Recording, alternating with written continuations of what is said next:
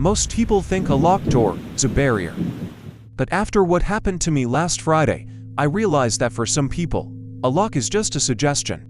I'm a 22-year-old college student, and I live in a relatively quiet suburb about 20 minutes outside of the city.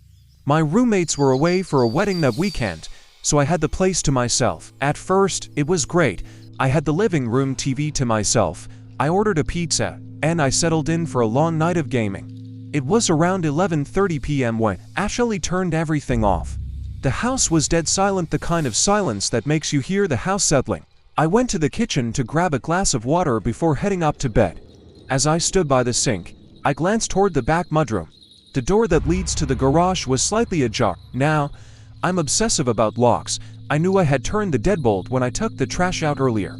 I walked over, my heart doing a strange little skip, and pushed it shut. I locked it, pulled the handle to double check, and told myself the latch just hadn't caught earlier.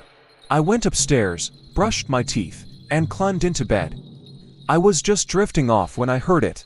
Thud. It wasn't loud. It sounded like something heavy, wrapped in fabric, hitting the hardwood floor downstairs. I froze. My breathing went shallow. I waited, praying it was just a book falling off a shelf.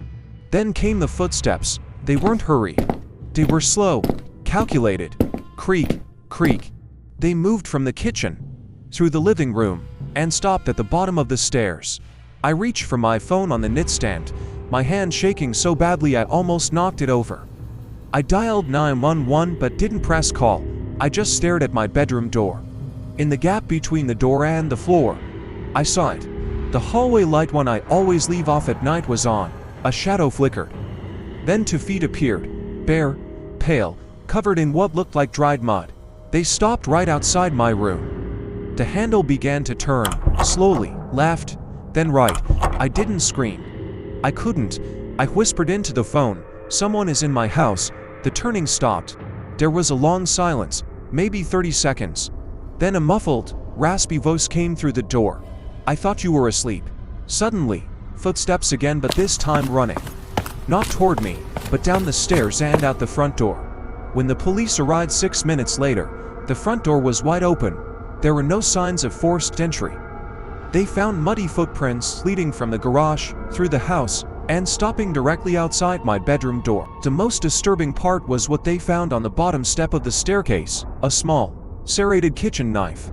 It wasn't mine. I moved out 2 weeks later. I don't stay home alone anymore. I check my locks 3 times every night.